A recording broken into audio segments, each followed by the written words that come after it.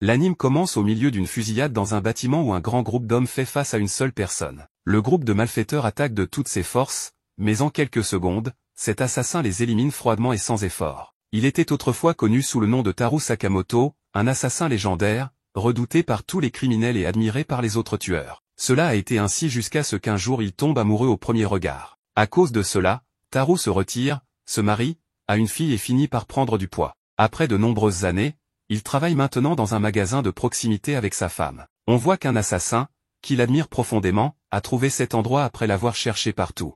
Taru se trouve derrière le comptoir, observant un enfant qui s'apprête à jouer au tir à l'arc avec un arc en plastique. Il lui dit que s'il touche la cible, il recevra un jus gratuit. Sa femme, Aoi, et sa fille, Anna, s'approchent pour voir l'enfant également, mais celui-ci rate largement la cible et sa flèche en plastique ne s'en approche même pas. À ce moment-là, un client entre dans le magasin et lorsque l'enfant se baisse pour ramasser sa flèche, des objets tombent de son sac, y compris un pot d'encre de calligraphie qui se répand partout.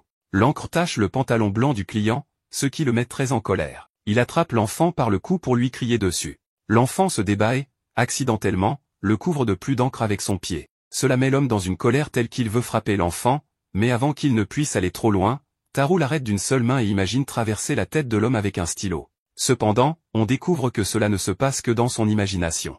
En réalité, il arrête simplement le poing de l'homme avant qu'il ne frappe l'enfant. L'homme, choqué par la force de l'emprise de Taru, quitte le magasin, et l'enfant remercie Taru en larmes. De son côté, l'assassin qu'on a vu auparavant commente qu'il est impressionné que Taru ait voulu utiliser un stylo sous le menton de l'homme pour toucher la carotide. Cela laisse entendre qu'il l'a vu, même si cela n'a pas vraiment eu lieu. Il se présente comme Shin, le télépathe, mais juste après, il est terrifié en voyant que Taru a imaginé frapper son visage. Shin lui demande de cesser de tuer des gens dans son esprit et lui rappelle qu'ils ont travaillé ensemble autrefois. C'est pourquoi Taru accepte de s'asseoir pour l'écouter. Shin est surpris d'apprendre que les rumeurs selon lesquelles Taru a redressé sa vie et ouvert un magasin familial sont vraies. Cependant, Shin lui demande de revenir, car il était trop bon et il ne peut pas croire qu'il ait maintenant ce corps. Taru le rejette, affirmant que ses jours d'assassin sont terminés et qu'il ne reviendra pas. Shin, frustré, se souvient que tous les criminels le redoutaient et l'appelaient l'assassin légendaire. Il ne comprend pas pourquoi Taru a gaspillé tout cela. Taru, quant à lui, se contente de profiter d'un bol de ramen, ce qui déçoit Shin, car avant, il ne mangeait que des rations de combat. Shin reconnaît à peine Taru maintenant. Après cela, Shin sort une cigarette pour fumer, mais avant qu'il ne puisse l'allumer, il est surpris de voir la cigarette coupée en deux en moins d'une seconde. Taru range sa lame et lui montre le panneau du magasin qui interdit de fumer. Shin, quant à lui, est simplement impressionné par la vitesse de Taru.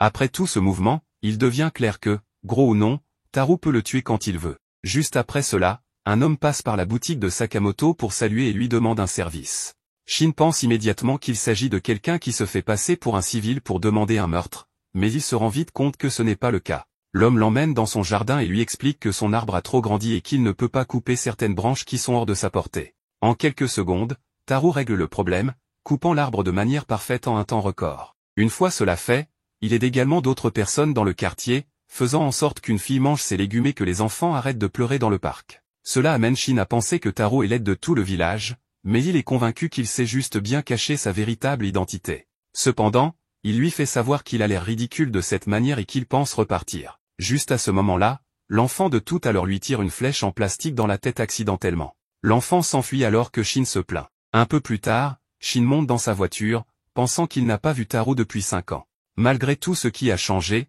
il lui semble toujours aussi incroyable, et même avec son surpoids, il garde cette aura d'avant.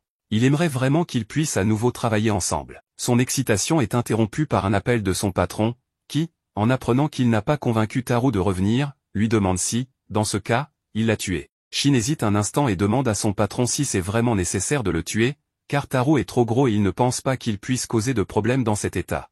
Son patron l'interrompt et lui rappelle que si quelqu'un disparaît de la bande, il disparaît aussi de la terre. C'est la règle absolue, et Sakamoto l'a violée, ils ne peuvent pas le laisser partir. Après avoir clarifié cela, son patron lui avertit que si lui-même ne peut pas le faire, il enverra quelqu'un d'autre. Il doit donc cesser de se plaindre, sinon il finira par rejoindre Taru du côté de ses ennemis. Shin termine l'appel avant de pouvoir entendre plus, sachant qu'il n'a pas d'autre option. Plus tard dans la journée, il rentre chez lui et se souvient des jours où il a eu la chance de travailler avec Taru. Bien que ce soit de bons souvenirs, il sait que si lui ne fait pas le travail, quelqu'un d'autre le fera. S'il doit mourir de toute façon, alors il préfère le faire lui-même. Le lendemain, Shin retourne chez Sakamoto, mais cette fois avec une arme, annonçant que la guerre commence. Taro est derrière le comptoir en train de lire un journal, et Shin s'approche pour lui dire qu'il va probablement quitter la ville, donc il est venu lui dire au revoir. Juste à ce moment-là, Shin sort son arme et tire, mais en moins d'une seconde, Taro crache un cachet pour la toux qu'il avait dans sa bouche avec une vitesse et une précision impressionnantes, touchant la balle et la déviant. Ensuite, il lance une sucette sur le côté pour déstabiliser Shin et disparaît de sa vue. Cela met Shin en difficulté, car il ne peut plus lire dans son esprit comme avant. Taro lance un objet de l'autre côté du magasin pour distraire encore Shin, pendant qu'il prépare sa munition, une poche de cachet pour la toux attachée avec un élastique. Il tire plusieurs de ses pastilles à grande vitesse, et Shin a à peine le temps de les esquiver avant de tomber au sol et de viser Taro avec son arme. Mais avant qu'il puisse tirer, Taro lui lance un paquet de choux à la crème qui lui frappe la tête et trouble sa vision. Shin, frustré, essuie son visage et tente de se concentrer à nouveau, sachant qu'il doit corriger sa posture. Cependant, juste au moment où il essaie de se repositionner, il reçoit un puissant coup de pied en plein dans le visage. Il se retrouve projeté de l'autre côté du magasin.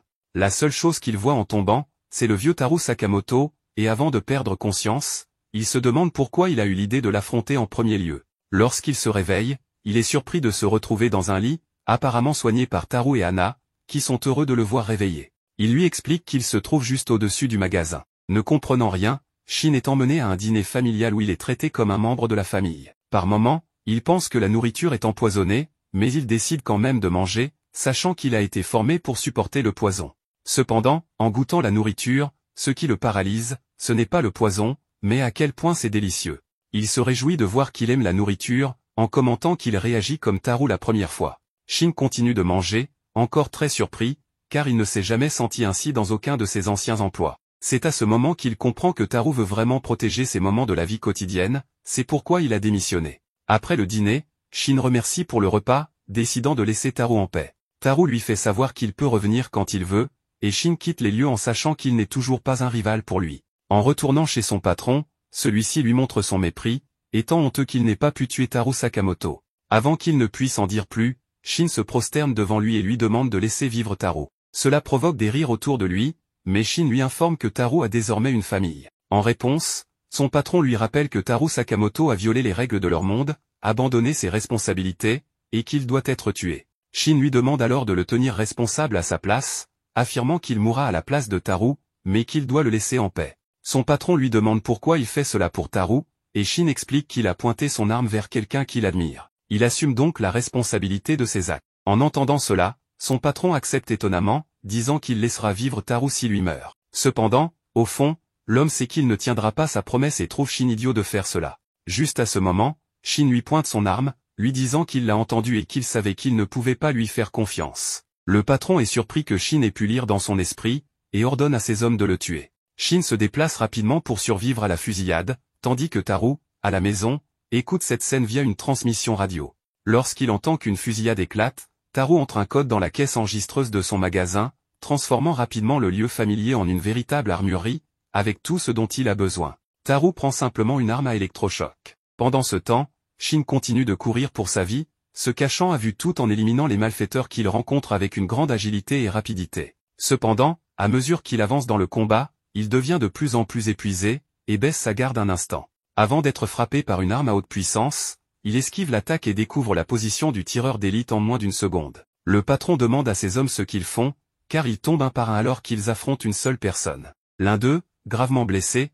explique que c'est comme si Shin pouvait lire exactement ce qu'ils allaient faire. Le patron les informe alors que Shin est un télépathe, et que s'ils s'approchent trop, il pourra lire dans leur esprit. Il leur ordonne donc de garder leur distance et de trouver un moyen de l'entourer. Les hommes se déplacent, mais en peu de temps, ils sont tendus en embuscade par Shin, qui leur tire dessus sans leur laisser le temps de planifier quoi que ce soit. Après avoir esquivé plusieurs tirs ennemis, Shin se met à couvert pour recharger son arme, mais à ce moment, il réalise qu'il ne lui reste plus qu'un dernier chargeur. Ne disposant plus de munitions, il doit trouver un moyen de quitter les lieux avant de se retrouver sans balles. Il se défend alors avec ce qu'il lui reste, tout en se déplaçant rapidement, mais au même moment, il reçoit une balle dans la jambe, ce qui le fait tomber immédiatement. En quelques secondes, il se retrouve encerclé par l'ennemi et sait très bien qu'il n'a aucune issue. Juste au moment où il s'apprête à se rendre, Shin est surpris de voir les trois hommes qui le pointaient tomber inconscient au sol après avoir reçu une puissante décharge électrique. Taro est responsable de cela, ayant utilisé son arme à électrochoc. En voyant cela, le chef ordonne immédiatement à ses hommes de l'éliminer, et tous se précipitent pour l'attraper. Taro se bat contre eux, abattant les ennemis d'un simple mouvement sans effort, avec 2 baguettes jetables qu'il utilise pour arrêter 2 balles en même temps. Un autre criminel attaque Taro avec une katana, mais il l'esquive avec une grande rapidité et l'envoie valser d'un coup de pied. Lorsque 2 autres hommes lui tirent dessus avec des armes automatiques, Shin bloque les balles avec 2 stylos qu'il utilise ensuite comme projectiles, les envoyant traverser les criminels comme des balles. Grâce à des outils qu'il trouve sur place, il envoie d'autres criminels à la poubelle et finit le reste avec ses impressionnantes compétences en arts martiaux.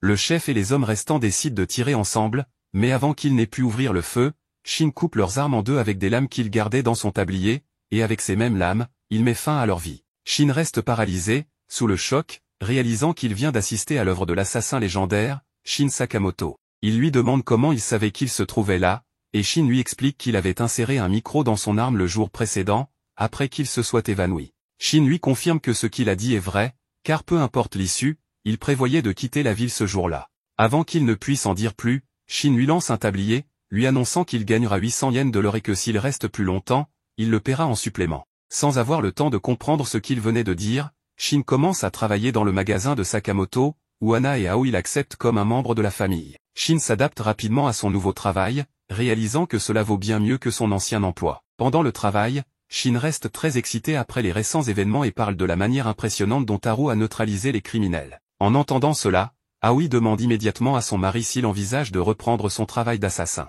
Taro, contrarié, lui assure que non, précisant qu'il s'était assuré que personne ne meurt. Cependant, Aoi lui rappelle fermement qu'elle demandera le divorce s'il enfreint la règle de la famille, des mots qui rendent Taro encore plus nerveux. Après son départ, Shin interroge Taro sur cette règle, mais celui-ci, énervé, lui demande de se taire. Peu après, ils se rendent dans le quartier chinois de Nikita, où Taro achète des brioches au porc pour sa femme et sa fille. Shin est touché par l'amour que Taro porte à sa famille et lui demande à nouveau à propos de cette règle. Mais Taro évite de répondre et continue simplement à marcher. C'est alors qu'une jeune femme surgit soudainement d'un bâtiment et atterrit sur Taro, détruisant les brioches au porc. Cette mystérieuse jeune femme, appelée Lu Shaotan, est poursuivie par un groupe de mafieux. Shin suggère à Taro qu'il devrait partir avant que la situation ne s'aggrave, mais Taro est simplement attristé par la perte des brioches. En quelques secondes, Shaotan commence à se défendre contre les mafieux, utilisant du tai chi pour les neutraliser. Cependant, elle est capturée par un des hommes qui menace de lui couper les jambes pour qu'elle ne puisse plus fuir. Avant qu'il ne puisse agir, Taro neutralise facilement l'assaillant, et Shin libère Shaotan. Alors qu'ils se remettent à combattre d'autres ennemis, un groupe encore plus important de mafieux arrive, présumant que Taro et Shin sont des alliés de la jeune femme. Taro décide de fuir avec Shin et Shaotan, évitant de justesse plusieurs balles. Pendant ce temps, dans le bâtiment de l'organisation mafieuse, le chef de gang rapporte à son supérieur que la jeune femme a échappé grâce à 2 hommes mystérieux. Le directeur, furieux d'avoir perdu tant de membres de son clan pour capturer Shaotan, décide de passer l'éponge. Mais avant qu'il ne puisse en dire davantage, la tête du chef de gang tombe au sol, les frères Son-hye et Basho viennent d'arriver, et Basho l'a décapité sans hésitation. Ces 2 assassins redoutés reçoivent des instructions claires, retrouver la clé détenue par la jeune femme, essentielle pour contrôler le marché noir. De leur côté, Taro, Shin et Shaotan continuent de fuir. Shaotan révèle qu'elle appartient à une famille mafieuse, le clan Lu, et que la clé qu'il cherche ouvre la salle des coffres secrètes de sa famille. Ses parents lui ont confié cette clé au prix de leur vie. Shaotan insiste sur le fait qu'elle ne peut pas abandonner cette clé, par respect pour le sacrifice de ses parents. Alors qu'elle tente de partir seule, Shin veut la suivre, mais Taro l'arrête, lui demandant si elle s'est préparé des brioches au porc. Shaotan, surprise, répond qu'elle connaît les bases grâce à son père. Taro décide alors qu'ils vont l'aider, à condition qu'elle prépare des brioches une fois tout terminé. Mais avant qu'elle puisse répondre, Taro est frappé au visage par Basho, qui l'envoie valser jusqu'au prochain bâtiment. La situation devient critique. Shaotan reconnaît les frères Son-hye et Basho comme des tueurs en série fous, célèbres pour leur massacre et leur habitude macabre de dessiner les têtes de leurs victimes. Shin tente de frapper Son-hye, mais celui-ci bloque son coup d'une main et, avec un sourire, se moque de lui en mentionnant qu'il a tué son ami. Shin, furieux, réplique qu'il se trompe s'il pense que quelque chose d'aussi insignifiant pourrait tuer Taro. Après tout, seul un amateur ne saurait pas qui est Taro Sakamoto. Sans prêter attention à ce que dit Shin, Basho se lance pour attaquer Shaotan, mais à cet instant précis, il est projeté au sol d'un seul coup porté par Taro. Le choc est si puissant que le sol s'effondre, les faisant tous tomber d'un étage dans le bâtiment. Malgré cela, Basho se persuade que le plafond devait être fragile et que ce coup n'a aucune importance. Son-hye demande alors à Shaotan de lui donner la clé, assurant qu'il lui offrira une mort élégante en échange. Elle répond que cette clé est tout ce qui lui reste de ses parents, et qu'il devra passer sur son corps pour l'obtenir. Une réponse qui convient parfaitement à Son-hye, qui commente que ses parents avaient dit quelque chose de similaire avant d'être réduits en morceaux. Il ajoute que s'attacher à un simple objet au point de sacrifier sa propre vie est ridicule, des mots qui mettent Xiaotan en colère. Avant qu'elle ne fasse quelque chose d'imprudent, Taro l'arrête. Shin avertit Xiaotan de ne pas se laisser affecter par les paroles de ses assassins, car cela pourrait la mettre en danger. Xiaotan répond que la voûte qu'elle protège contient les espoirs et les rêves de ses ancêtres, et que son père est mort pour la protéger, tué par les deux hommes qui se trouvent devant elle. À peine a-t-elle terminé de parler qu'une lame lancée par son fonce droit vers sa tête. Heureusement, Taro intervient et la sauve à temps. Xiaotan, confuse, demande à Taro pourquoi il risque sa vie pour l'aider. À ce moment-là, le récit remonte dans le passé, où l'on découvre un souvenir de Taro. Lors d'un Noël, il avait offert un cadeau à Aoi, sa compagne. Malgré le geste tendre, elle ne peut s'empêcher de remarquer le sang sur son visage. Elle lui demande comment il peut faire quelque chose d'aussi horrible que tuer. Taro lui explique qu'il travaille ainsi pour pouvoir lui offrir des cadeaux, car c'est ce qu'il sait faire de mieux. Mais Aoi refuse son présent, arguant qu'il est taché de sang, littéralement. À la suite de cela, elle décide de mettre fin à leur relation, affirmant qu'il ne vaut pas la peine de rester ensemble s'il ne peut changer de vie. Ces paroles frappent Taro comme un éclair. Après les avoir prononcées, Aoi saute soudainement d'un précipice. Taro, sans hésiter, laisse son cadeau et se jette à sa poursuite. Les deux tombent sur une épaisse couche de neige qui amortit leur chute. En voyant Taro risquer sa vie pour elle, Aoi réalise qu'elle lui manquerait énormément si elle mourait. Ce même sentiment de vouloir sauver quelqu'un existe en chaque être humain, car chacun est aimé par quelqu'un. Poussée par cet amour, elle lui fait promettre de ne plus jamais tuer. À partir de ce moment, pour racheter ses crimes, Taro s'engage à sauver les autres. De retour au présent, Shin pleure en découvrant ses souvenirs grâce à ses pouvoirs psychiques. Il comprend enfin que la règle à suivre est de ne pas tuer. Alors que les frères assassins attaquent à nouveau, Taro utilise de simples ustensiles de cuisine pour se défendre, tandis que Shin esquive leurs coups avec agilité, parvenant à lire leurs mouvements. Après un long combat sans succès, les frères décident de tenter leur dernière technique, les lames infernales de fer fondu. Mais Taro esquive tous leurs coups avec aisance, se plaignant simplement de s'être froissé un muscle. Shin lui tend un patch antidouleur. Son-hye, choqué, se demande comment Taro, un homme aussi imposant, peut rester indemne face à leur attaque imparable. Face à cet échec, ils annoncent leur ultime mouvement, mais avant qu'ils ne puissent l'exécuter, Taro assomme Basho avec une lourde marmite en fonte. Son-hye, furieux, attaque Taro, mais celui-ci brise son arme spéciale avec une simple poêle. Shin, toujours à ses côtés, lui tend un autre patch antidouleur pour sa main blessée. Réalisant que le combat est perdu, Son-hye tente de fuir en visant Xiaotan. Grâce à ses pouvoirs, Shin anticipe l'attaque et le neutralise avec une corde, le projetant au sol. Taro achève le combat en écrasant Son-hye avec un réfrigérateur entier. Xiaotan, stupéfaite par leur capacité, se demande qui ils sont vraiment. Tandis qu'ils attachent les deux frères assassins, Taro répond, tout en mangeant un crabe trouvé sur place, qu'ils ne sont que de simples vendeurs dans une boutique. Xiaotan se contente de rire, en commentant qu'ils ne comprennent vraiment rien. Pendant ce temps, à l'entreprise, le directeur est furieux, cette fois vraiment en colère. Il demande où se trouvent Basho et Son-hye. Ces derniers se trouvent devant les portes de la voûte, convaincus qu'un trésor se cache derrière, ce qui les pousse à avoir besoin de cette clé. À ce moment-là, l'équipe de livraison arrive. Il s'agit de Taro et Shin, apportant les corps inconscients de Basho et Son-hye. Avant que quelqu'un puisse parler, Xiaotan s'approche par derrière et place un couteau sur la gorge du directeur, lui demandant de ne pas dire un mot. En voyant cela, le directeur de Dan devient très nerveux et commence à s'excuser, promettant de tout faire pour obtenir son pardon. Assez énervé, Xiaotan l'interrompt en disant que ses excuses ne ramèneront pas ses parents et qu'il ne pourra que se repentir en enfer. Malgré ces paroles, Xiaotan lui inflige une bonne raclée, laissant son visage couvert d'échymoses avant de l'assommer. Shin lui demande si elle est sûre que c'est suffisant, suggérant que quelques coups de plus pourraient l'achever. Mais avant qu'il puisse finir sa phrase, Shin est effrayé en lisant les pensées de Taro, où ce dernier imagine lui tordre le cou.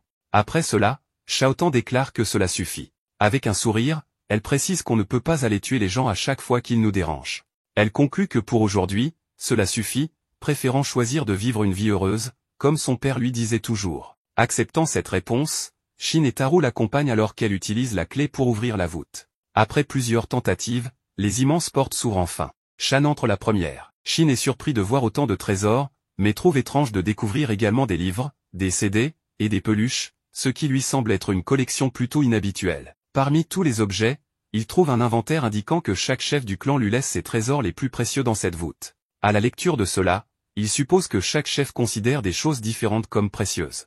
Xiaotan se demande ce que son père a bien pu y laisser. C'est alors qu'elle trouve une bouteille avec une note indiquant qu'elle est destinée à être bue avec Xiaotan lorsqu'elle atteindra la majorité. Touchée, Xiaotan est ému en découvrant ce que son père lui a laissé. Avec enthousiasme, elle dit aux autres qu'il s'agit de la meilleure boisson alcoolisée au monde et les invite à boire en guise de gratitude. Taro a conservé les pains de porc, bien qu'ils aient été écrasés plus tôt. Les trois profitent donc de ce repas accompagné de la boisson laissée par le père de Shaotan. Plus tard, lors d'une journée normale de travail, Shin est surpris de voir Shaotan entrer dans le magasin avec un tablier, prêt à commencer à travailler. Mettant cela de côté, il commente à Taro que l'histoire de pourquoi elle a arrêté de tuer l'a vraiment touché. En réponse, Taro déclare qu'il fait maintenant partie du groupe, donc la règle de ne pas tuer s'applique également à lui. Pendant ce temps, une organisation a les personnages dans sa ligne de mire, et une récompense de 1 million de yens est placée sur la tête de Taro Sakamoto. En peu de temps, Shin se lasse d'avoir Shaotan comme collègue de travail, car elle arrive toujours en retard et ne sait pas organiser les produits du magasin, allant jusqu'à mettre du détergent dans le réfrigérateur. Il insiste pour que Taro la licencie, car elle semble n'avoir jamais travaillé auparavant. Shaotan répond que ce n'est pas vrai, car elle aidait son père à creuser un énorme puits dans lequel il jetait des sacs au contenu inconnu. En réponse, Taro dit à Shin qu'il ne peut pas dire de choses méchantes et demande à Shaotan de s'excuser pour ses retards. Tous deux sont surpris de l'entendre parler autant, car ce n'est pas son comportement habituel. Shin reste paralysé de peur, car en toutes ces années à travailler avec lui, il ne l'a jamais entendu parler autant, et ses propos ne semblent même pas venir de lui. Juste à ce moment, un autre Taro entre dans le magasin, ce qui les laisse encore plus confus. Cependant, celui-ci s'assied simplement pour lire le journal. Soudain, le premier Taro l'attaque, créant un affrontement entre les deux. Lorsque l'imposteur réalise qu'il n'a aucune chance, il retire une arme et change d'apparence, se présentant comme Iwashi Nagumo. Il commente qu'il est toujours aussi habile qu'avant. Pendant ce temps, Shin et Shaotan tentent de digérer ce qu'ils viennent de voir. Iwashi se moque d'eux pour s'être laissé avoir si facilement, ce qui les énerve et les pousse à lui donner un coup, exigeant une explication.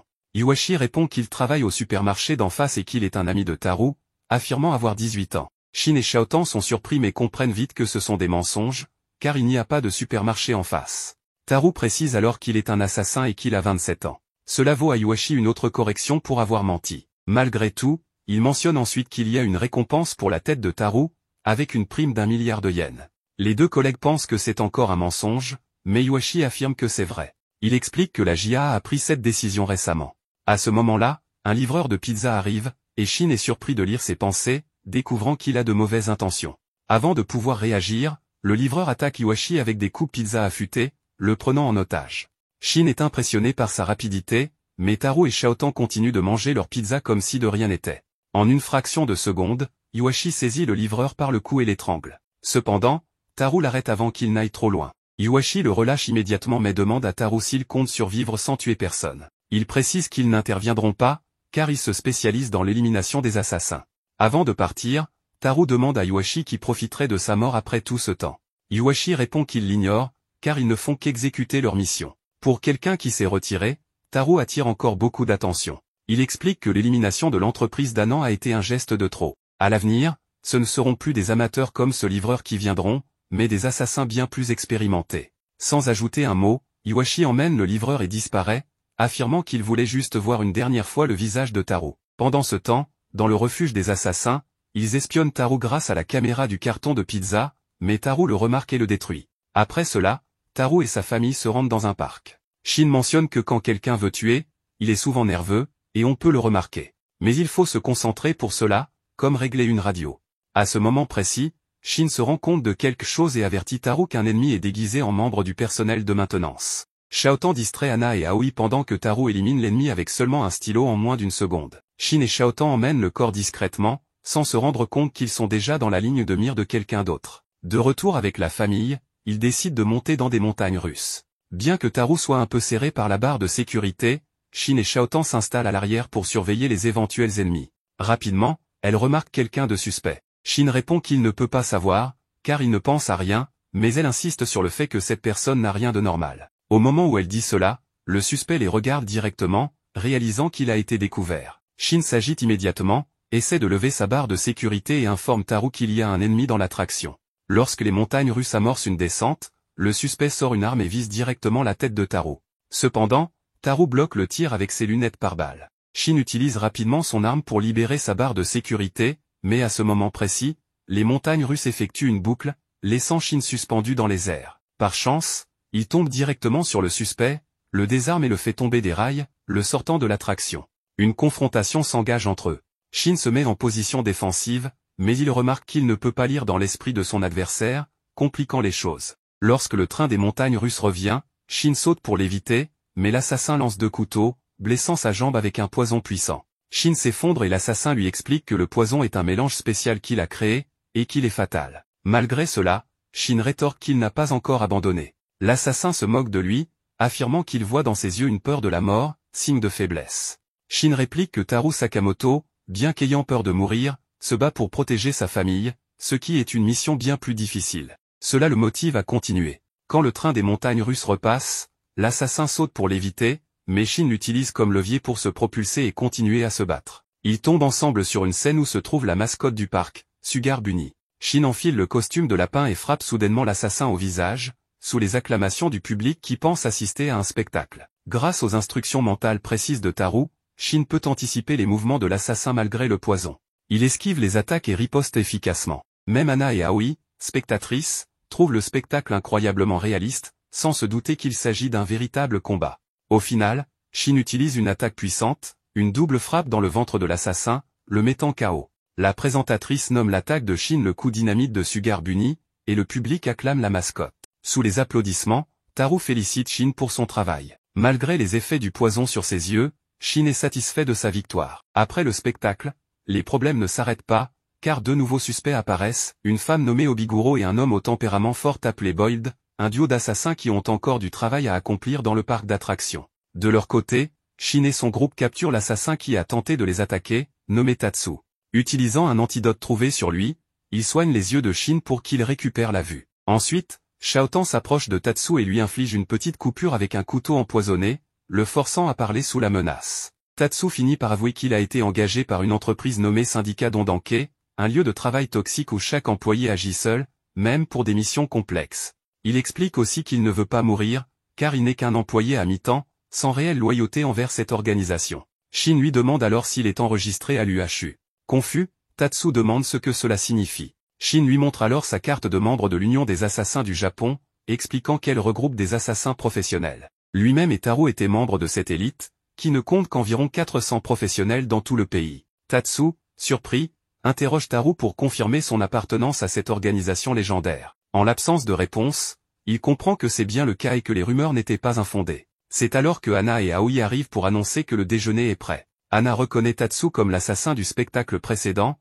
mais Shin improvise une excuse, expliquant qu'il s'agit d'un acteur pratiquant une scène d'évasion. Le groupe s'éloigne rapidement pour manger, mais Shin revient discrètement pour laisser un antidote à Tatsu, lui demandant de les laisser en paix. Surpris par leur clémence, Tatsu remarque que ces gens ne sont vraiment pas ordinaires. Avant de partir, Anna revient pour couvrir la blessure de Tatsu avec un pansement, en lui disant que son spectacle était génial. Après cela, Tatsu parvient facilement à se libérer des cordes grâce à un couteau caché. Pensant que ce groupe est vraiment étrange, il décide de se promener dans le parc avant de partir, épuisé. Pendant ce temps, la famille Sakamoto attend le déjeuner, mais Shin avoue qu'il sent son esprit affaibli, probablement à cause des effets secondaires de l'antidote, ce qui l'empêche de lire dans les pensées pour le moment. Troublé, Shaotan suggère à Taru de partir, craignant qu'ils ne tentent trop leur chance. À ce moment, Aoi arrive, remarquant leur comportement étrange et leur demandant ce qu'ils cachent, ce qui les rend encore plus nerveux. Dans un autre endroit du parc, Tatsu est attaqué dans les toilettes par Obiguro et Boyd, les 2 assassins introduits plus tôt. Obiguro le plaque au sol et lui demande où il compte aller. Boyd, dans un éclat soudain, fait peur à Obiguro, qui rougit lorsqu'il lui dit de fermer les jambes, car elle est jolie. Embarrassée, elle s'exécute, tandis qu'ils expliquent à Tatsu qu'ils sont là pour superviser son travail. Obiguro le prévient qu'il sera puni s'il ne termine pas sa mission, ce que Tatsu accepte à contre-cœur. Obiguro se réjouit de l'idée de combattre Taru Sakamoto, qu'elle considère comme une légende. Boyd la corrige, disant qu'elle ne connaît pas Taru, mais que la cicatrice sur son visage lui rappelle bien leur confrontation passée. Obiguro, choqué, demande si cette cicatrice a été causée par Taru, mais Boyd réplique qu'il est simplement tombé l'autre jour. De loin, Tatsu les observe et pense qu'ils forment un duo étrange, mais il se rappelle que, dans les batailles des Balkans il y a 2 ans, ils ont éliminé plus de 100 personnes, en faisant le duo le plus brutal qu'il ait jamais rencontré.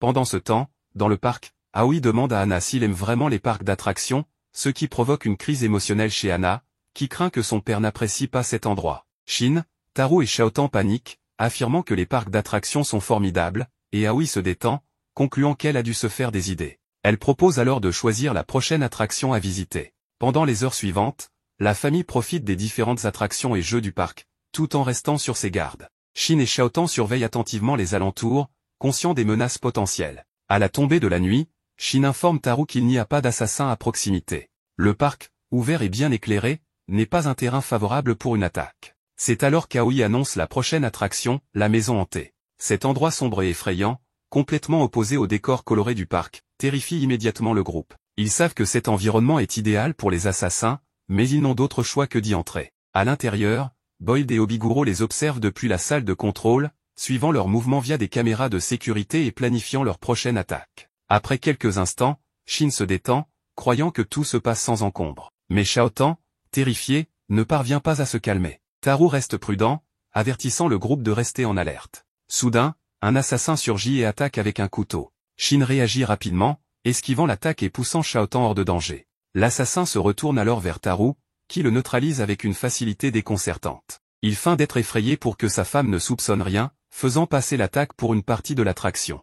Aoi et Anna ne remarquent rien, croyant que tout cela fait partie du spectacle. Après l'incident, Taru donne à Shin la licence de l'assassin vaincu, révélant qu'il s'agissait d'un débutant récemment enregistré. Shin, en voyant cela, déclare que s'il n'envoie que des novices, il n'y a pas lieu de s'inquiéter. Pendant ce temps, Boyd et Obiguro continuent de les observer. Obiguro commente que, malgré son apparence, Taru sait bien se battre. Boyd, visiblement tendu, lui ordonne de ne pas l'approcher, affirmant qu'il veut affronter Taru lui-même, car il est son ennemi juré. Une tension éclate entre Boyd et Obiguro. Boyd brise une bouteille de ses mains et prend une gorgée, affirmant qu'ils ne sont pas amis. À ce moment, un flashback nous emmène à l'époque où Boyd, alors âgé de 15 ans, s'entraînait au centre des assassins. Un jour, il rencontra Taru, plus jeune d'1 an, mais déjà connu pour son talent. Bien qu'il ait entendu parler des exploits de Taru, Boyd fut surpris de voir à quel point ils s'entendaient bien. Cependant, le jour de la Saint-Valentin marqua un tournant. Alors que Boyd croyait qu'aucun d'eux ne recevrait de chocolat,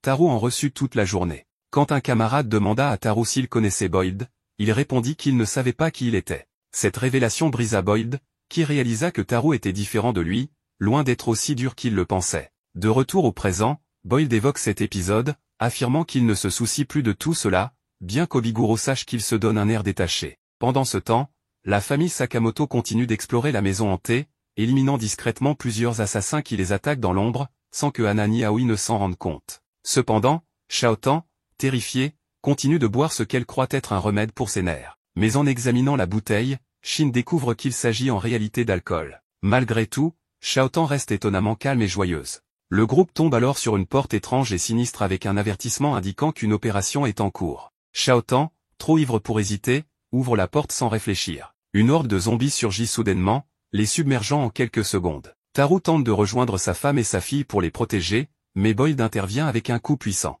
Taru parvient à bloquer l'attaque, mais la force du choc les envoie tous les deux dans une autre zone du bâtiment. Là, une confrontation intense commence, Taru affichant une aura intimidante. Il ordonne à Boyd de se retirer et de sortir de son chemin. Cependant, Boyd demande à Taru s'il se souvient de lui, assez énervé. Taru répond que non et lui demande où se trouve sa famille, tout en le menaçant de l'envoyer en enfer. Pendant ce temps, Shin trouve Anna et Aoi inconscientes, mais Obiguro les encercle avec un groupe d'assassins avant que Shin ne puisse demander qui il est. Bien qu'en état d'ébriété, Xiaotan se jette sur Obiguro pour lui asséner un violent coup de pied, affirmant qu'elle va lui montrer ce qu'il a transmis à sa famille pendant 4000 ans. Pendant ce temps, Taru continue d'insister pour savoir où se trouve sa famille, mais Boyd évite toujours la question, ce qui énerve Taru encore plus. Finalement, Boyd demande à Taru de retrouver sa famille par lui-même, ce qui pousse Taru à attaquer. Boyd se défend facilement en utilisant des projectiles explosifs, remplissant l'endroit de fumée et lui assénant un violent coup au visage. Obiguro, entendant que le combat a commencé,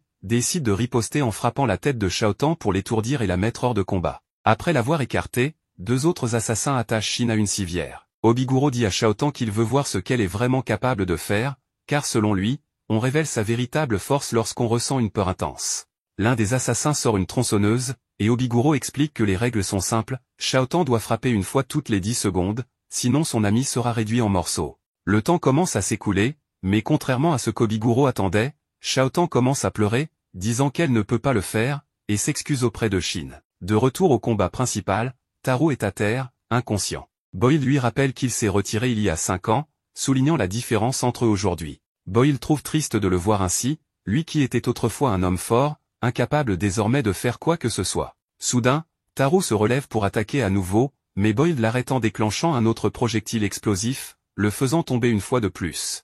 Boyd explique que ces explosifs sont appelés SBB, des sphères explosives qu'il tire grâce à des gants spéciaux. Il peut toucher une cible à n'importe quelle distance ou angle, et il trouve dommage que Taro ait oublié tout cela. C'est à ce moment-là que Taro se souvient de l'époque où Boyd s'était assis avec lui dans une cafétéria pour lui montrer ses inventions, il y a plusieurs années. À l'époque, Taro trouvait ses idées embarrassantes, mais il avait fini par étudier la composition des artefacts à travers les notes de Boyd. Après ce souvenir, Taro se lève et bloque tous les coups de Boyd, ce qui énerve de plus en plus ce dernier. Boyd crie que Taro ne pourra jamais protéger sa famille, car il n'est qu'un gros bon à rien. Taro bloque un violent coup de pied, et au moment où il est sur le point de recevoir une attaque puissante, il se rappelle de sa famille. Après cela, il encaisse l'attaque et est projeté à l'autre bout du couloir. Cependant, avant que Boyd ne parte, il est surpris de voir Taro revenir en récitant la composition de ses bombes. Taro lui affirme qu'il se souvient désormais, mais le plus impressionnant est qu'il revient dans son ancienne forme physique, comme à son apogée. Il déclare qu'il est temps de lui montrer de quoi il est réellement capable. Dans une autre scène,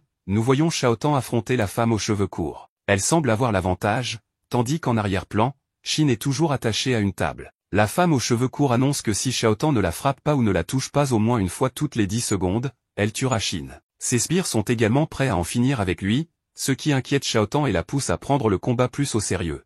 La femme aux cheveux courts parvient à frapper Shao Kahn, la laissant au sol. Cependant, à sa grande surprise, Shao Kahn éclate de rire, simplement parce que Shin s'inquiète un peu pour elle. Tout le monde est stupéfait, car il semble que Shao Kahn soit ivre. En effet, elle continue de boire en plein combat, ce qui lui permet d'esquiver les coups avec une facilité déconcertante avant de riposter avec un puissant coup de pied, impressionnant grandement son adversaire. Cette dernière, plutôt que d'être en colère, lui demande de frapper encore plus fort, voire de la tuer, révélant ainsi son penchant masochiste. Shao Kahn refuse, expliquant qu'elle ne tuerait jamais personne, car c'est une règle de la famille Sakamoto. La femme aux cheveux courts rit et la traite d'idiote, ce qui met Shao Kahn hors d'elle. Elle se lance à l'attaque, mais au dernier moment, son ivresse disparaît, emportant avec elle toute la force que l'alcool lui conférait. Déconcertée, elle ne comprend plus ce qui se passe ni pourquoi elle se trouve là, au grand étonnement de son adversaire. Contre toute attente, la femme aux cheveux courts ne l'attaque pas. Au contraire, elle est ravie d'avoir trouvé une rivale aussi puissante et finit par l'enlacer, donnant l'impression qu'elles sont devenues amies. Pendant ce temps, Shin et les sbires restent complètement perdus face à cette situation improbable. Dans une autre scène, Taro Sakamoto émerge des cendres et de la fumée d'une explosion, marchant en direction de Boyd. Il enlève ses lunettes et abandonne son apparence d'ex-tueur en surpoids pour redevenir un assassin élite au physique impressionnant. Après un court échange, il se lasse rapidement des paroles de Boyd et passe directement à l'attaque. Il le projette à travers un mur et lui assène une série de coups d'une puissance incroyable, le projetant au loin. Voyant la tournure des choses, il lance ses bombes sur Taro, mais ce dernier ne traîne pas et les arrête tous. Il les lui lance, ce qui le fait exploser. Taro est si fort qu'il n'a besoin d'aucun gadget pour améliorer sa puissance, il est la puissance incarnée. Comme dans un jeu de combat, il enchaîne des combos si redoutables que même un boss de Street Fighter aurait du mal à rivaliser. Le combat se poursuit sur une grande roue où Boyd reconnaît finalement la supériorité de Taro et décide de le laisser tranquille. Plus tard, nous retrouvons Aoi, Anna, Shao Kahn et Shin endormis sur un banc de la fête foraine. Lorsqu'ils se réveillent, ils ne comprennent pas ce qu'il s'est passé, ayant l'impression d'avoir été ailleurs quelques instants auparavant. Shin se précipite à la recherche de Taro. Ce dernier et Boyd sortent tranquillement de la grande roue, comme si de rien n'était. Taro achète des brioches, son combat lui ayant ouvert l'appétit. Boyd, sans gêne, lui en réclame une, et Taro lui tend la sienne déjà mordue. Juste avant que Boyd et Taro ne se séparent, Shin arrive et reste sans voix en voyant que Taro est redevenu mince et musclé. Il est tellement choqué qu'il commence à prendre des photos comme un fan en délire. Au loin, Aoi les observe avec colère, cherchant à comprendre toute cette histoire. Taro n'a pas d'autre choix que de tout lui avouer, sa tête est mise à prix et de nombreuses personnes dangereuses le traquent. Cette révélation met Aoi encore plus en colère, car il ne lui en avait jamais parlé. Boyd tente de calmer la situation en expliquant que Taro fait tout cela par amour pour sa famille, afin de les protéger. Aoi, suspicieuse, lui demande qui il est. Boyd se présente comme un assassin professionnel, et Aoi l'avertit qu'il a tout intérêt à ne jamais toucher à son mari. Boyd acquiesce sans discuter. Aoi continue de gronder Taro, lui rappelant qu'il a enfreint la règle numéro 6 de la famille, ne jamais se cacher quoi que ce soit. Mais après cet éclat, elle change soudainement de ton et propose à tout le monde d'aller voir le défilé du festival, comme si rien ne s'était passé. Dans un changement de scène, Boyd est effrayé par la sévérité de l'épouse de Taro. Shin et Taro réfléchissent à une solution pour régler définitivement ce problème, mais Boyd et la femme aux cheveux courts leur disent que c'est impossible avant de partir. Le lendemain, Sakamoto redevient un ballon de baudruche, ce qui intrigue Shin, qui ne comprend pas comment c'est possible. Shao Kahn, quant à elle, n'est pas surprise, car au vu de la quantité de bouffe qu'il ingère, c'est normal. Taru les emmène alors à un endroit qui pourrait les aider à résoudre cette histoire de prime sur sa tête, un vidéoclub. Mais ce n'est pas un simple magasin de location de films. Ici, chaque film contient des informations sur le monde criminel. Une fois dans une salle de projection, ils comprennent tout après avoir visionné une de ses œuvres. Avant de partir, le vendeur les met en garde, s'il compte retourner dans le monde criminel, Taru ferait mieux d'être prudent, car il pourrait se frotter à quelqu'un de vraiment dangereux, plus dangereux que lui. Dans une autre scène, on retrouve un groupe d'assassins, qui attend des informations en mangeant. C'est alors qu'Iria, un membre de la JA, arrive et leur explique que quelqu'un s'en prend aux assassins de l'organisation. C'est pour cette raison qu'ils ont fait appel à eux. Pendant ce temps, Shaotan, Shin et Taru infiltrent le QG des Donkey, comme s'il s'agissait d'une mission d'espionnage. À l'intérieur, ils surprennent deux hommes en pleine conversation au sujet de la prime et de la défaite de Boyd. Malheureusement pour eux, ils se font neutraliser en un instant. Leur objectif est d'atteindre le dernier étage, où se trouve le chef. Ils passent par les fenêtres et, une fois devant la porte, ils découvrent une scène qu'ils n'avaient pas du tout anticipée. La pièce est remplie de cadavres couverts de capsules, et au centre se tient Nagumo, un membre de l'ordre. Taru et Nagumo se connaissent. Nagumo explique qu'il a éliminé tout le monde, y compris le chef, et que, malheureusement pour eux, en tant que témoins, ils doivent disparaître aussi. Il commence par attaquer Shin et lui plante un couteau directement dans le cou. Mais Taru ne réagit même pas et on comprend pourquoi, tout n'était qu'une illusion. Nagumo avoue qu'il n'a tué personne ici. Tout était déjà dans cet état à son arrivée. Il menait simplement son enquête, car ces assassinats touchent tous des personnes liées à la JA. Comme un avertissement, l'auteur de ces meurtres laisse toujours une marque en forme de X. Nagumo explique ensuite la mission de l'ordre, maintenir l'équilibre dans le monde des assassins en éliminant les plus dangereux ou ceux qui deviennent incontrôlables. Il révèle également que Taru Sakamoto faisait autrefois partie de l'ordre. Avant de partir, il met Taru en garde contre les X et ajoute que tout ce chaos a commencé juste après l'annonce de la prime sur sa tête. Dans une dernière scène, on aperçoit un homme vêtu entièrement de blanc, traçant la fameuse marque en X tout en se parlant à lui-même. De retour à la boutique Sakamoto, des assassins arrivent les uns après les autres pour tenter d'éliminer Taru. Mais à chaque fois, ils sont repoussés par la famille Sakamoto, qui prend ces attaques comme un simple entraînement. Un nouveau jour commence sur le toit d'un bâtiment quelque part au Japon. Nous rencontrons un jeune homme étrange, Marqué, qui, après avoir donné un peu de nourriture à Pisuke, sa douce compagne, décide également de prendre un petit déjeuner peu appétissant. Avec peu d'argent, ce jeune homme admet ne pas pouvoir se permettre de manger à sa faim comme il le souhaiterait. Cependant, il croit que ses problèmes financiers seront résolus en un clin d'œil une fois qu'il aura éliminé l'un de ses objectifs, Taru Sakamoto. En effet, ce jeune homme se révèle être un assassin, prêt à éliminer le protagoniste pour empocher la récompense offerte pour sa tête. Dans le magasin de Sakamoto, le groupe passe son temps à faire quelques réparations après que plusieurs assassins aient tenté de les éliminer. Sakamoto pense qu'ils doivent faire réparer les dégâts, mais Shin répond qu'ils n'ont pas beaucoup d'argent pour cela. Cependant, il a une idée qui pourrait les aider, un tournoi de paintball offrant une grande récompense pour le vainqueur. La conversation est interrompue par l'arrivée inattendue du jeune homme qui cherche à éliminer Sakamoto. Son nom est Esuke Mashimo. Il demande à tout le monde dans le magasin où se trouve le protagoniste, sans se rendre compte qu'il est juste devant lui. Le groupe réalise à quel point Esuke est distrait et parvient à le confondre au point où il perd tout espoir d'obtenir la récompense. Shin trouve les pensées de cet assassin stupide et trivial, pensant que lire son esprit est une perte de temps. Finalement, Shin et Sakamoto disent à Esuke qu'il y a plusieurs magasins et personnes avec des noms similaires à celui qu'il cherche, ce qui le rend fou en réalisant combien d'argent il va devoir dépenser pour suivre son objectif. De plus, Esuke commence à se sentir mal à cause de son petit déjeuner insuffisant et quitte le magasin avec un visage triste. Shin et Shaotan le regardent, mal à l'aise, mais finissent par avoir pitié de lui et de son oiseau, leur donnant quelques petits pains au porc. Shin ne peut pas croire qu'il existe des assassins aussi stupides que lui, bien que Sakamoto admette que des personnes comme lui survivent souvent plus longtemps que la moyenne. Plus tard, nous voyons Esuke lutter contre les vents forts de la nuit, réparant constamment la tente que sa grand-mère lui avait offerte. Il dit à Pisuke que bientôt, quand ils auront assez d'argent, ils vivront dans le luxe et prouveront à ceux qui ne croyaient pas en lui qu'ils avaient tort. Cependant, ils doivent d'abord résoudre leurs problèmes financiers. C'est alors que Esuke trouve le même dépliant du tournoi de paintball que Shin avait quelques heures auparavant. Il réalise que le prix pour gagner cette compétition est d'1 million de yens et décide de participer pour améliorer sa vie. Le lendemain, Sakamoto et Shin se rendent sur le lieu de la compétition. Shaotan ne prévoyait pas de participer, alors elle reste à distance pour encourager ses compagnons. Malheureusement, le groupe réalise qu'ils ne sont pas les seuls professionnels à participer au jeu, car ils aperçoivent Esuke, qui supplie la fille de l'administration de l'accepter comme participant. La fille refuse, mentionnant qu'il ne peut pas participer à moins de trouver une équipe. Shaotan attire alors l'attention de Esuke et de Pisuke, ayant établi une bonne relation avec l'oiseau.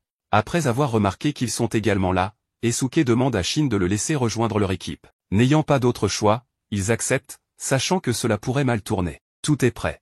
La présentatrice explique les règles du jeu, mentionnant que les participants peuvent tirer autant de billes qu'ils le souhaitent, mais qu'ils devront nettoyer le terrain ensuite, révélant que cette compétition est en partie un service communautaire pour la ville. Shin avertit Esuke de ne pas leur tirer dessus par erreur, mais ce dernier affirme qu'il ne le fera pas. La compétition commence, et une équipe est rapidement éliminée par Esuke, qui surprend Shin par son habileté avec les armes à longue distance. Sakamoto élimine également quelques participants, tandis que Esuke s'amuse beaucoup, heureux d'avoir des amis pour le couvrir, ce qui dérange un peu Shin. Cependant, le soulagement de Shin est de courte durée, car Shaotan, complètement ivre, encourage ses compagnons en se référant à Sakamoto comme le légendaire Taru Sakamoto, ce qui suscite des doutes chez Esuke. Il regarde à nouveau la photo qu'il a du protagoniste, mentionnant que cela ne peut pas être vrai, car il ne se ressemble pas du tout. Shaotan s'approche de lui, expliquant que ce n'est que son apparence lorsqu'il est mince, insistant sur ses cheveux et ses lunettes. Shin éloigne Shaotan avant qu'elle ne dise trop, essayant de convaincre Esuke que le légendaire assassin et leur patron ne se ressemblent en rien.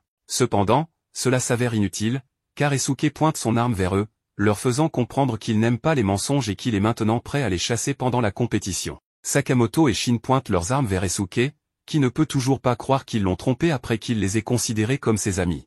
La conversation est interrompue lorsqu'une autre équipe commence à leur tirer dessus. Le groupe se sépare, et Esuke appelle son oiseau pour qu'il lui apporte quelque chose, un vrai fusil. Le franc-tireur profite de l'occasion et tire un coup précis sur Sakamoto, le traversant. Cependant, il réalise que la balle allait directement vers la tête de son idole et tente d'arrêter Esuke avant qu'il ne s'enfuit. Sakamoto arrête le jeune assassin, lui montrant qu'ils doivent d'abord éliminer les autres participants. Esuke s'enfuit pour se cacher, éclatant en larmes en réalisant qu'il doit maintenant éliminer ceux qu'il considérait comme ses amis.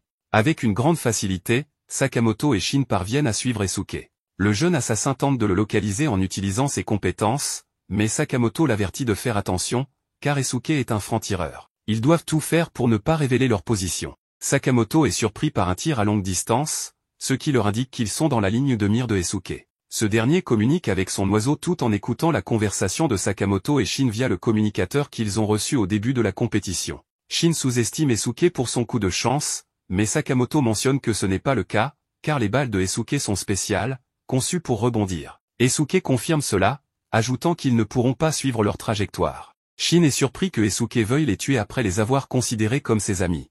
Esuke répond qu'il ne faut pas être naïf, car ils sont avant tout des assassins, et il ne s'arrêtera pas tant que l'un de ses tirs n'atteindra pas leur tête. La bataille devient plus compliquée, Sakamoto et Shin faisant tout leur possible pour esquiver les balles spéciales de Esuke. Ce dernier réalise que ce ne sera pas facile de les éliminer, se rappelant son passé où il pensait ne pas avoir de talent particulier, jusqu'à ce qu'il découvre son habileté en tant que franc-tireur. Il rejoint une association d'assassins pour exploiter ses compétences, mais est finalement licencié après avoir été sous-estimé dans des missions où il ne pouvait pas utiliser des armes à longue portée. Sans argent pour acheter de la nourriture, il erre dans les rues, jusqu'à ce qu'il voit une lueur d'espoir en découvrant la récompense offerte pour Sakamoto. Après avoir raconté son passé, Shin communique avec Esuke, lui disant qu'ils ont entendu chaque mot qu'il a dit.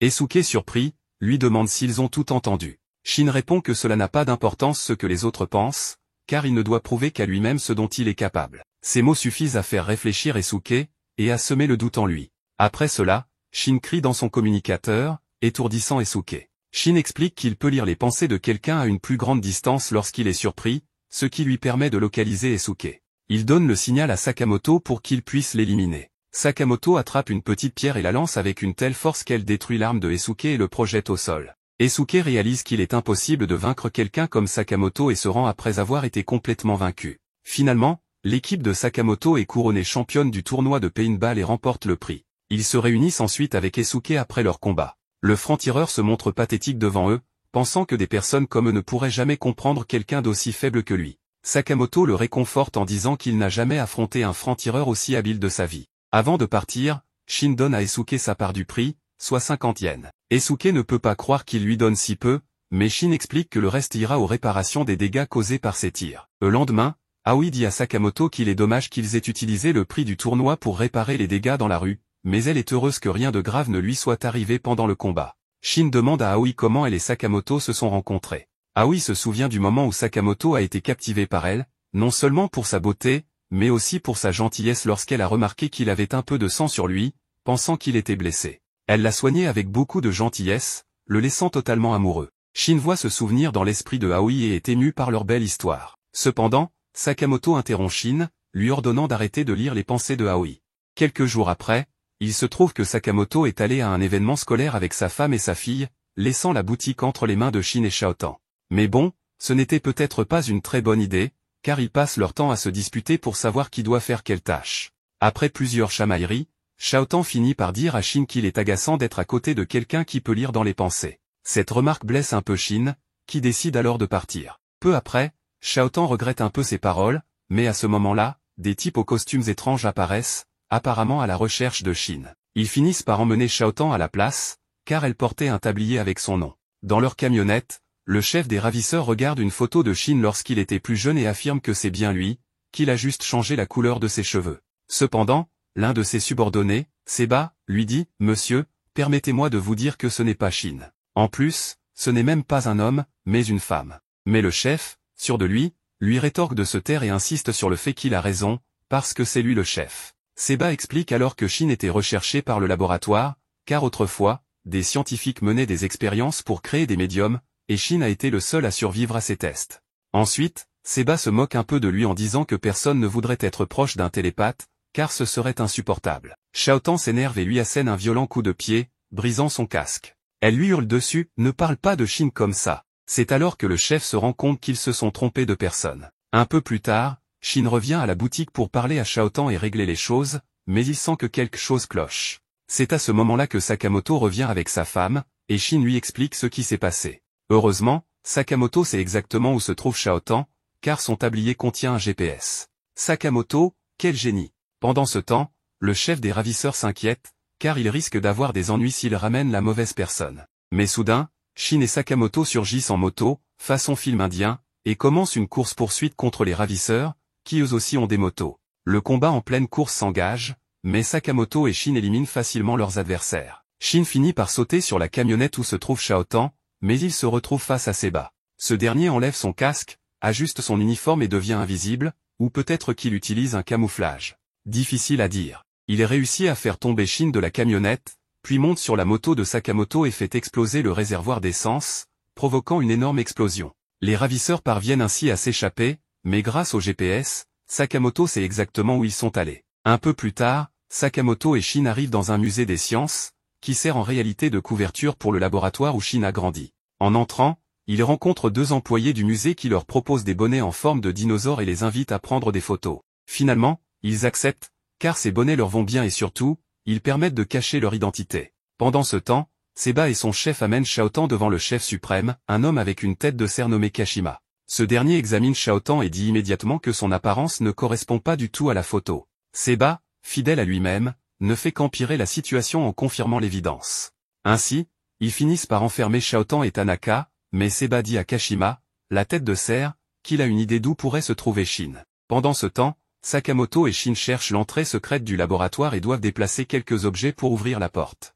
Une fois cela fait, ils doivent entrer un mot de passe, mais celui que Shin connaissait a déjà été changé. Cela déclenche alors le système de sécurité, qui commence par des ours mécaniques leur tirant dessus. Mais bon, ils finissent par les détruire, alors le deuxième niveau de protection du lieu s'active, un squelette de dinosaure animatronique. Il commence à les attaquer avec sa queue, mais ils esquivent à droite et à gauche. Sakamoto est fasciné par le dinosaure, car il imagine que sa fille l'adorerait, alors il veut le désactiver sans lui faire de mal. Shin remarque que le dinosaure a une sorte de commande dans la bouche et pense qu'en l'électrocutant, il pourrait s'éteindre. Sakamoto s'exécute, mais cela ne fonctionne pas, et le dinosaure recommence à les attaquer avec sa queue.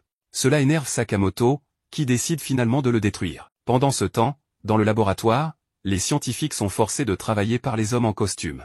L'un d'eux est sur le point d'être tué, mais Shin et Sakamoto arrivent et le sauvent. Les scientifiques sont ravis de revoir Shin, qu'ils apprécient beaucoup, et ce dernier ne leur en veut pas, car ils avaient été bons avec lui. L'un des scientifiques explique alors à Shin que ces criminels sont apparus il y a un an et les oblige à travailler sur un nouveau moyen de tuer sans utiliser d'armes ni de couteau.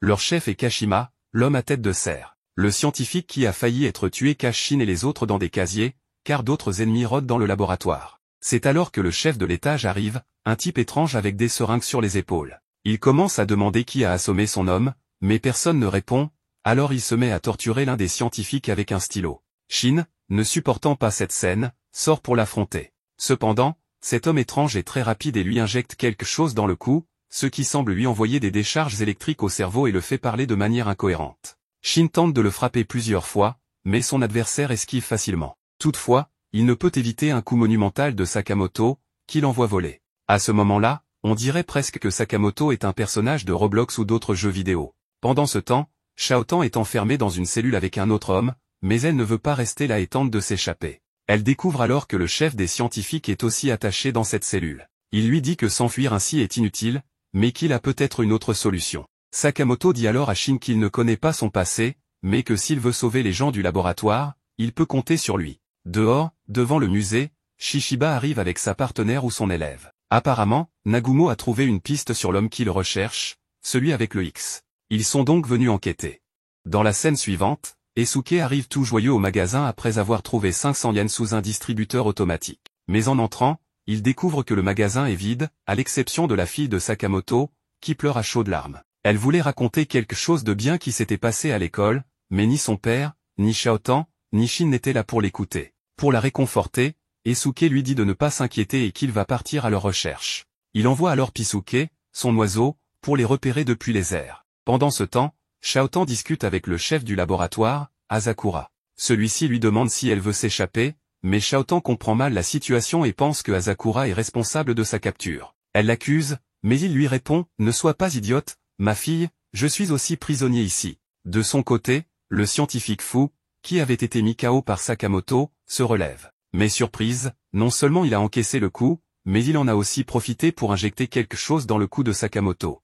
Résultat, son cerveau commence à confondre ses amis avec ses ennemis. Il tente alors de frapper le savant fou, mais finit par cogner Shin à la place. Pendant ce temps, Asakura explique à Shaotan que ce n'est pas elle qui est responsable de la situation, mais bien l'autre scientifique. En entendant Shaotan mentionner le nom de Shin, il lui demande si elle parle bien de Shin le télépathe. Lorsqu'elle confirme, il lui révèle qu'il est en réalité le chef du laboratoire et qu'il a été emprisonné après avoir refusé de travailler pour eux.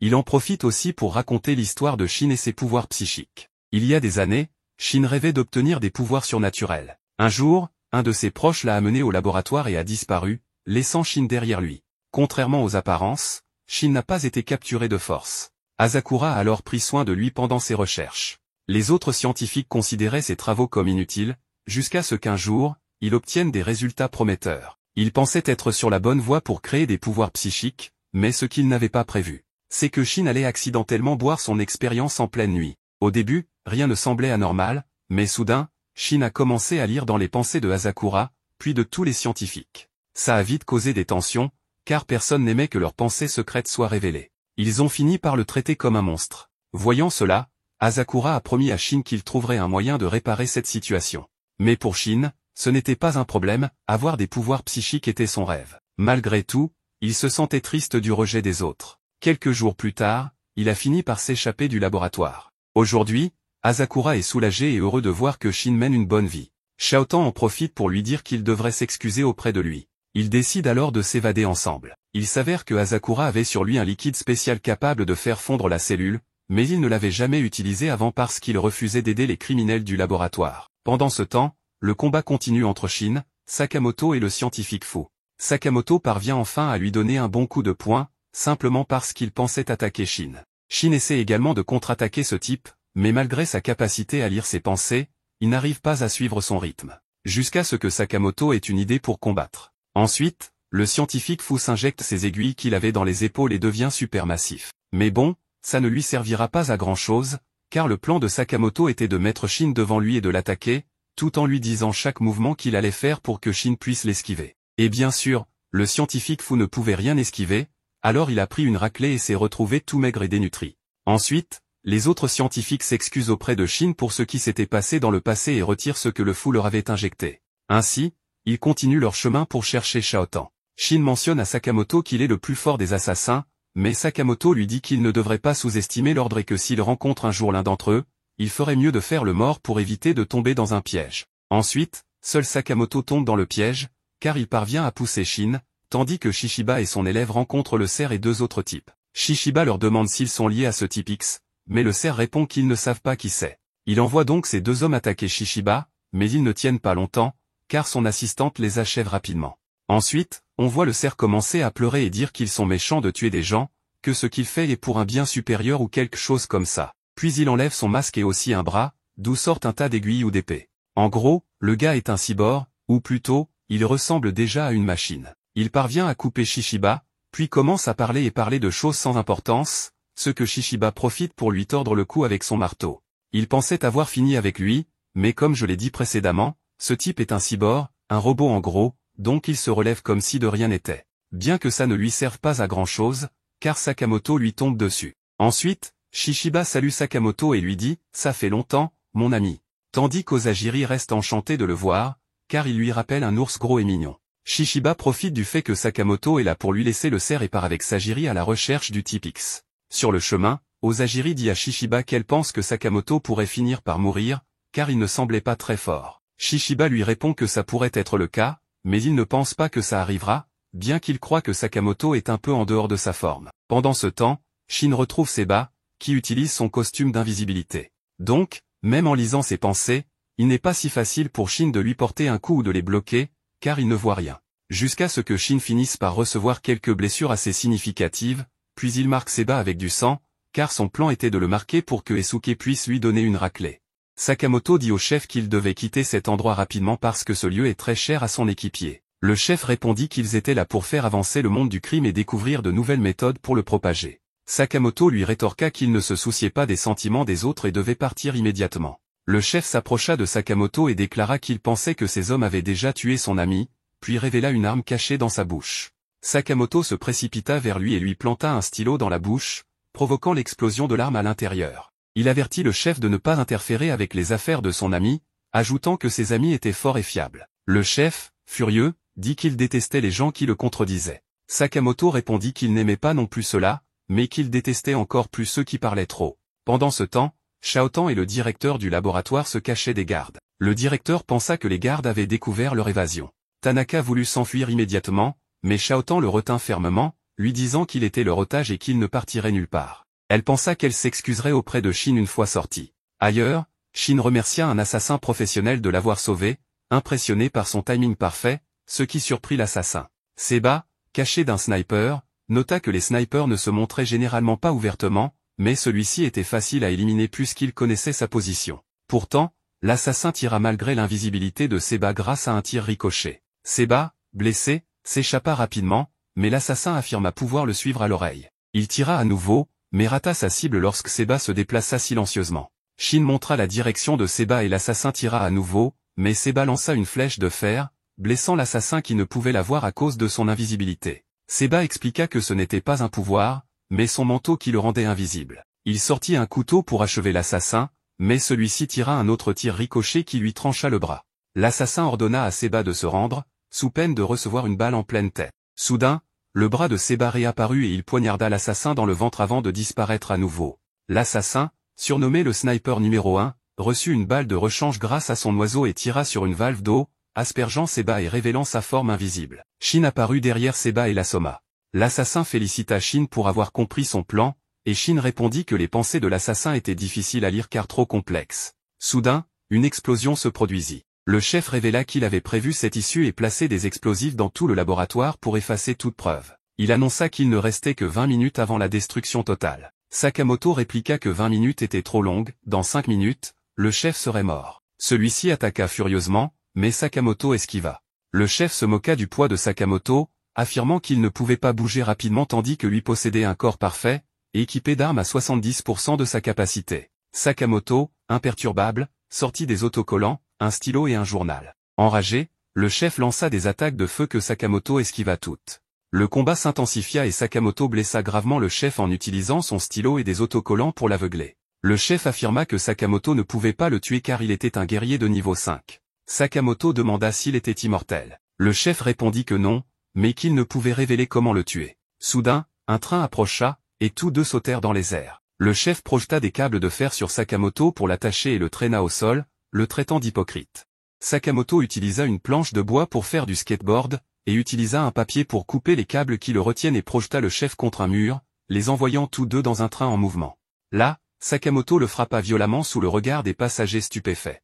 Le chef se rappela la réputation de Sakamoto pour ses méthodes de mise à mort ingénieuses et chercha où il était. Soudain, Sakamoto, dans son ancienne apparence mince, surgit et lui asséna un coup dévastateur, déclarant qu'il n'hésiterait pas à le tuer, même s'il était immortel. Le chef se remémora son passé, où son maître l'avait accepté tel qu'il était malgré ses crimes. De retour au présent, il dit à Sakamoto qu'il devait poursuivre l'héritage de son maître et le tuer. Le train s'arrêta et une vieille femme monta. Sakamoto repoussa le chef de côté et lui céda poliment la place. Puis il attaqua violemment le chef dans un autre compartiment. Celui-ci utilisa une nouvelle arme cachée dans son estomac et frappa Sakamoto, le projetant hors du train dans un autre en sens inverse. Mais Sakamoto revint immédiatement, stupéfiant son adversaire. Le chef jeta des passagers sur lui, mais Sakamoto les rattrapa avec soin et les plaça en sécurité sur les sièges. Il déclara que le chef ne pourrait jamais le comprendre, puis le frappa avec une force dévastatrice, l'éjectant hors du train et le mettant définitivement hors d'état de nuire. Après le combat, Sakamoto contacta Shin pour lui dire qu'il avait éliminé le chef et que le lieu serait détruit dans un quart d'heure. Il jeta le corps du chef dans une benne à ordures. Shaotan, quant à elle, protégeait les médecins des débris tombants. Le directeur du laboratoire déclara qu'il ne s'agissait pas d'un tremblement de terre. Les murs s'effondrèrent presque sur Shaotan, mais Shin la sauva. Ému, Shaotan s'excusa d'avoir dit des choses blessantes à Shin, qui s'excusa également pour ses actions excessives. Le directeur arriva et salua Shin, qui l'appela oncle. Il leur montra qu'il ne restait que 10 minutes avant l'explosion et demanda au directeur de les guider vers la sortie. Shin utilisa son pouvoir pour localiser les survivants et demanda à Shaotan et à un assassin de les sauver pendant qu'ils descendaient avec le directeur. Celui-ci, ému, réalisa que son invention n'avait pas été un échec grâce à Shin. Pendant ce temps, Shishiba et Ozajiri identifièrent le cerveau derrière toute cette opération grâce aux caméras de surveillance. Ozajiri déclara qu'il était l'ennemi de l'association. Shishiba brisa l'écran et affirma que son tour viendrait aussi. Shin et le directeur avancèrent dans le laboratoire. Shin détecta une présence et se retrouva face à un homme, qui connaissait déjà son nom et lui demanda de transmettre ses salutations à Sakamoto. Dehors, Shaotan informa Sakamoto que Shin était enfin sorti. Les médecins se précipitèrent vers lui et le félicitèrent, commentant son apparence. Shin, agacé, leur ordonna de se taire car il pouvait entendre leurs pensées. Le directeur remercia Sakamoto de s'être occupé de Shin, mais Shaotan lui assura qu'il n'avait pas à s'inquiéter. Plus tard, chez Sakamoto, ils partageaient un repas. Shin prit la nourriture de Shaotan pendant qu'elle dormait, ce qui déclencha une dispute. Sakamoto les frappa, et dans ses pensées, Shin lui demanda pourquoi. Sakamoto répondit qu'ils étaient des idiots qui ne retenaient jamais leurs leçons. Au magasin, on voit Shin, qui est extrêmement fatigué et a tout le corps endolori. Shaotan est également en très mauvais état. En voyant tout cela, Sakamoto dit qu'il sait quoi faire ensuite. Ils arrivent alors devant une maison de bain.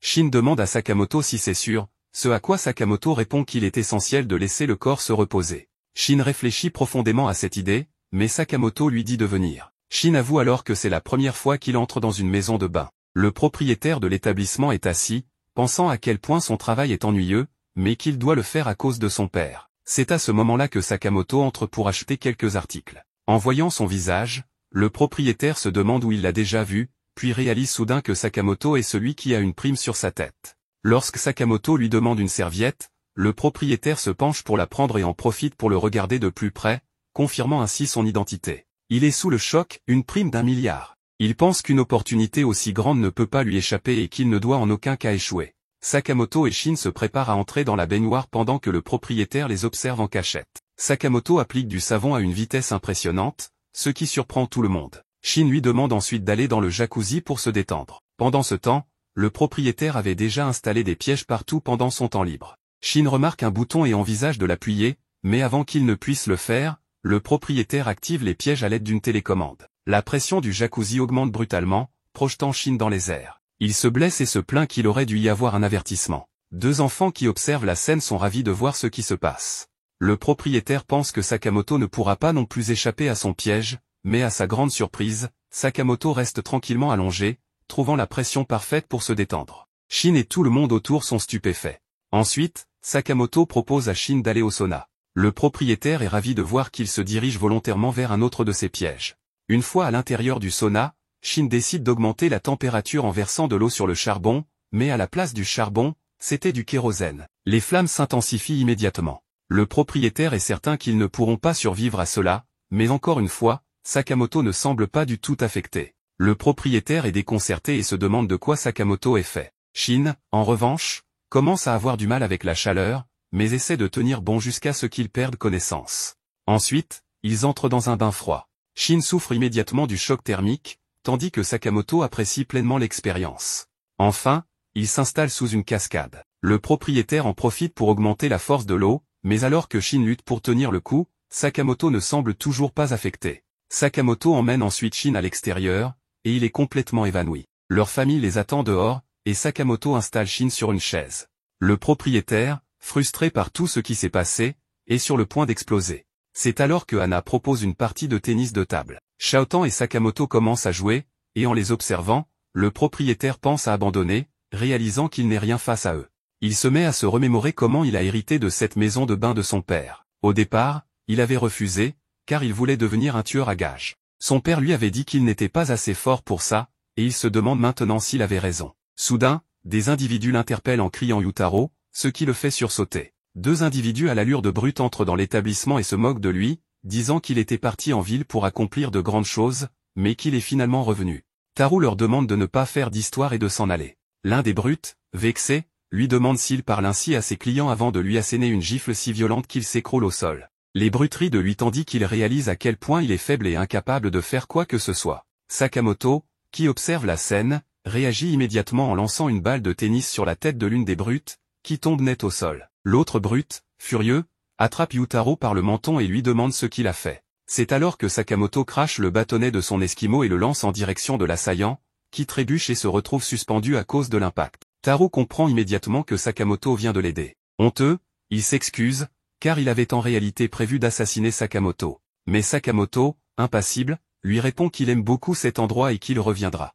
Taro, touché par ces paroles, en est heureux et réfléchit à son avenir. Il finit par appeler son père pour lui dire qu'il accepte finalement d'hériter du bain public. Mais à sa grande surprise, son père refuse, le traitant d'incapable. Pendant ce temps, un nouvel individu descend d'un avion accompagné de plusieurs autres personnes. Ils sont venus chercher quelqu'un, une certaine madame, pour la ramener. Enfin, on retrouve Shin et Sakamoto. Shin, épuisé, se plaint d'être encore plus fatigué après leur passage au bain public. Shaotan arrive alors avec 2 canettes de cola et dit à Shin qu'il doit choisir entre un cola classique et un spécial qu'elle a préparé. Shin en choisit un au hasard, mais dès qu'il boit, il trouve le goût atroce. Shaotan explique alors qu'elle a grandi en mangeant uniquement de la cuisine préparée par le chef de sa famille. C'est à ce moment-là que Shin se rappelle que Shaotan est en réalité la fille d'un mafieux. Il lui demande alors si elle n'a jamais envisagé de retourner auprès de sa famille. Shaotan répond qu'elle préfère cet endroit. Pendant qu'il parle, un homme, assis à proximité, les écoute attentivement. Soudain, il braque une arme sur la tête de Sakamoto et appuie sur la gâchette. Mais Sakamoto stoppe la balle avec sa fourchette. En même temps, un autre homme braque son arme sur Shin. Cependant, Shin réagit rapidement et l'assomme. Sakamoto, quant à lui, plaque son assaillant sur la table. En voyant son visage, Shaotan le reconnaît immédiatement et s'exclame « Wu-Tang, qu'est-ce que tu fais ici ?» Wu-Tang explique qu'il est venu pour l'emmener avec lui. Sakamoto demande s'il s'agit de son frère, mais Shaotan précise qu'il est en réalité un membre de la mafia. Wu-Tang annonce alors que la mafia a besoin d'un nouveau leader et que Shaotan doit revenir avec lui. De toute façon, cet endroit n'est pas fait pour elle, car, selon lui, les gens d'ici sont inférieurs. Shin, vexé, lui demande de qui il parle exactement. Wu-Tang fixe alors intensément Shaotan, puis son nez se met à saigner abondamment. Le sang éclabousse le visage de Shaotan, qui éclate en sanglots. Inquiet, tout le monde demande à Wu-Tang s'il va bien, ce à quoi il répond que oui. Shin, gêné, aide Shaotan à s'essuyer. Shaotan se remémore alors son enfance et se souvient que Wu-Tang a toujours été étrange et la suivait partout. De son côté, Wu-Tang pense qu'il a toujours protégé Shaotan. Mais cette dernière déclare clairement qu'elle veut travailler dans la boutique de Sakamoto. Wu-Tang ne peut pas la forcer à partir, alors il met en place un autre plan. Il se lève et propose de régler cela par un affrontement. Shin accepte immédiatement de se battre, mais Wu-Tang insiste sur le fait qu'ils ne peuvent pas rivaliser avec la puissance de la mafia. Cependant, en disant cela, il tente en réalité de s'enfuir discrètement. Il annonce ensuite que le combat se déroulera selon les règles de la mafia. Shin réplique qu'ils n'ont pas besoin de participer à un tel affrontement. Mais Wu-Tang, cherchant à provoquer Sakamoto, lui demande s'il ne veut pas savoir pourquoi sa tête est mise à prix. Sakamoto lui répond qu'il le découvrira par lui-même et qu'il ne mettra pas Shaotan en danger pour cela. Mais Shaotan, déterminée, dit qu'elle est prête à participer. Shin essaie de la dissuader, mais Shaotan affirme qu'ils trouveront un moyen de gagner et de découvrir la vérité sur la prime mise sur la tête de Sakamoto. Wu-Tang accepte leur décision et leur donne rendez-vous le soir même avant de partir. En s'éloignant, il ne peut s'empêcher de penser à la confiance que Shaotan dégage. Plus tard dans la nuit, Wu-Tang les emmène dans un endroit isolé. Shin, méfiant, demande où ils sont exactement. Wu Tang répond que c'est ici que le combat aura lieu. Tout d'abord, ils doivent se changer. Shin et Sakamoto se retrouvent avec une cabine d'essayage minable, tandis que Xiaotan bénéficie d'un espace luxueux.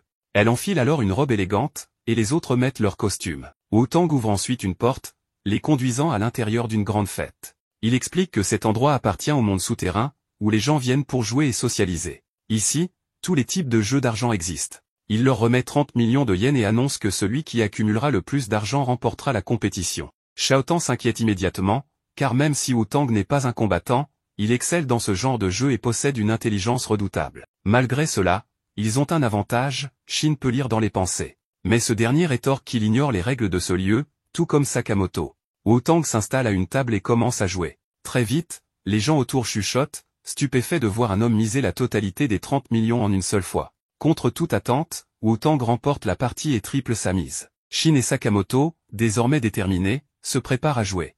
La scène change alors pour montrer Tanaka, qui traverse une période difficile après avoir perdu son emploi. Seba lui propose d'ouvrir un food truck, ce qui semble être leur dernière option. Il se lance alors dans cette nouvelle aventure. Seba, détendu, écoute de la musique, tandis que Tanaka est stressé par l'absence de clients. Affamé, Seba commence à préparer un plat pour lui-même. Tanaka aussi a faim, mais avant qu'il ne puisse manger, Xiaotan arrive avec Anna et Aoi. Tanaka reconnaît immédiatement Xiaotan et panique. Seba, réalisant la situation, utilise son pouvoir pour se rendre invisible, laissant Tanaka seul et paniqué. Dans sa nervosité, il renverse accidentellement la pâte à crêpes sur lui-même. Pendant ce temps, Xiaotan montre à Anna un rouleau à la crème flottant dans les airs. Fasciné, Aoi trouve cela incroyable. Xiaotan ne soupçonne rien d'inhabituel. La vidéo du rouleau à la crème en lévitation devient rapidement virale, propulsant leur food truck sous les projecteurs et leur apportant un immense succès.